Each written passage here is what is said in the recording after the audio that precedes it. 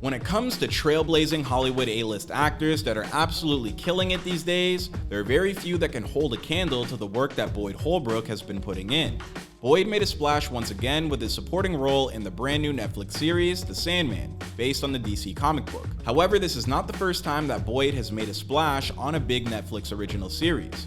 Boyd is also commonly known for his role as DEA agent Steve Murphy on Narcos. I mean, heck, this is not even his first successful endeavor with comic book movies, as he played the cunning villain Donald Pierce in Logan. Boyd has had quite the illustrious career and filmography resume to his name. Plus, there's a whole lot more than meets the eye with this man. Like, did you know that Boyd isn't actually his first name? So in today's video, we're gonna break that down and the life story of Boyd Holbrook so you guys can have an insight into the journey of one of our on-screen favorites, right here on Famous Life. And without further ado, let's get right into this video.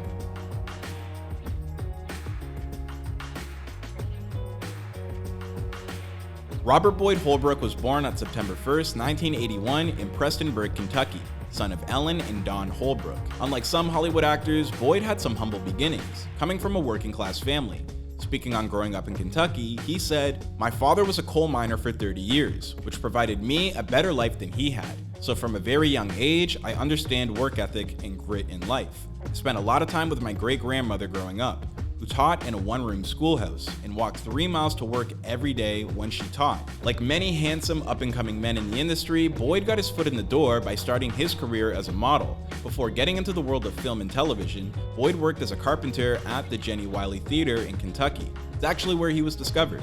Beginning his modeling career in 2001, he has worked for agencies like Elite Models and modeled for brands like Gucci, Calvin Klein, Marc Jacobs, Hugo Boss, D Squared, Bill Blass, Moschino, Versus, and Jean Paul Gaultier. Some of those are the biggest fashion brands in the world, so his transition from the world of film and modeling was not so immediate.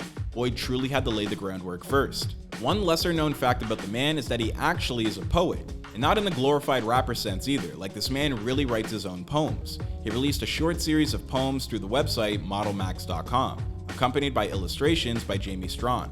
It's common for some actors, especially the ones that already have that signature movie star look and fit the part, tend to have less formal training when it comes to the art of theater and acting, although this is not the case with Boyd. Boyd studied acting with the William Esper Studio 2-year Mincer acting program, and with Shane Ann Yute's 2-year voice and speech program. He received an SCPS certificate in 16mm film from New York University.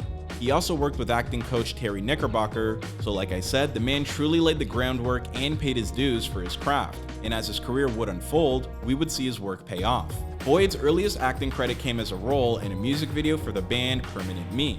His first major motion picture appearance was for the movie Milk in 2008. This got the ball rolling for Boyd. He then featured in the drama series The Unusuals and The Beautiful Life. He then did the TV film Tough Trade in 2010.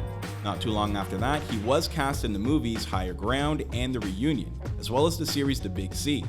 Holbrook also acted in the miniseries Hatfields and McCoys. Then in 2013, he played the role of Carrie James in the television film Behind the Candelabra. In many ways, you could say that Boyd paid his dues with this slew of short films, miniseries, and movies that he acted in, as those films themselves didn't exactly move the needle commercially or critically.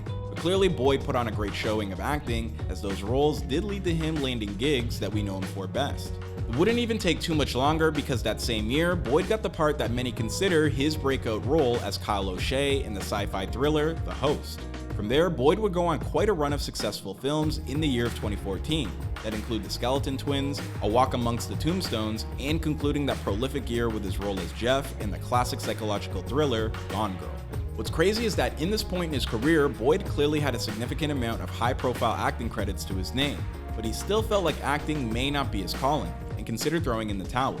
It's a good thing that he didn't, because he was about to land the role of a lifetime with Netflix original crime drama series based on the life of drug kingpin Pablo Escobar, Narcos. Speaking on landing this role, he told Icon, "I went to Los Angeles for some meetings, and one of them was for Narcos. It was a month before I was completely bankrupt, and I slept on my agent's couch for a couple of weeks. I was very lucky that everything fell into place at that moment."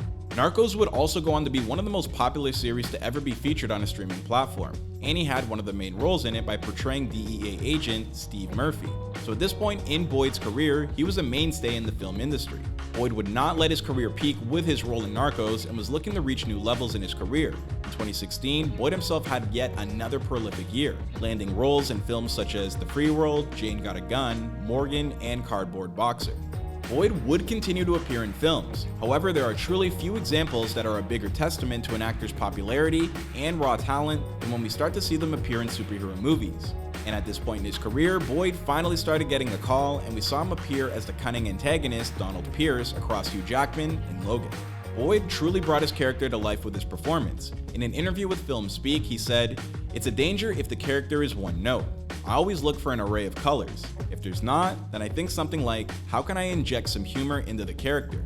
I think that's probably why I won the Logan audition, because there was a sense of humor that I could see there. Film is a reflection of life, and life is never one beat." Now, this quote is a great example of the contrast Boyd has with the typical personas that you see with actors of this stature. I mean, you don't typically see Boyd in salacious gossip headlines. The man has a tremendous respect for his craft, he's humble and doesn't take anything for granted, and truly comes across as a breath of fresh air to most people. With that being said, outside of his professional life, Boyd had a public relationship with Elizabeth Olsen in 2014. The two were engaged, but called it off in 2015. Boyd is now married to actress Tatiana Bukovic, with whom he has a son. Boyd would go on to appear in blockbusters like The Predator in 2018 and Vengeance this year, but what everybody is captivated on right now is his role as another villain, the Corinthian on the Sandman, which is making waves right now, and not for no reason. The character he plays is downright evil, but also has an element of fluidity to the character's sexuality. So, a lot going on with the Sandman, so you guys be sure to check that out. As far as where his career goes from here, I mean, the sky's the limit. Boyd has expressed some interest in playing the Joker, so maybe we'll see him portray another supervillain down the line. Well, there you have it, ladies and gentlemen. You are all caught up with the life and career of Boyd Holbrook. Please let us know your thoughts on his story in the comment section down below. Be sure to check out other entries on the cast of the Sandman on our channel, and we will see you in another video.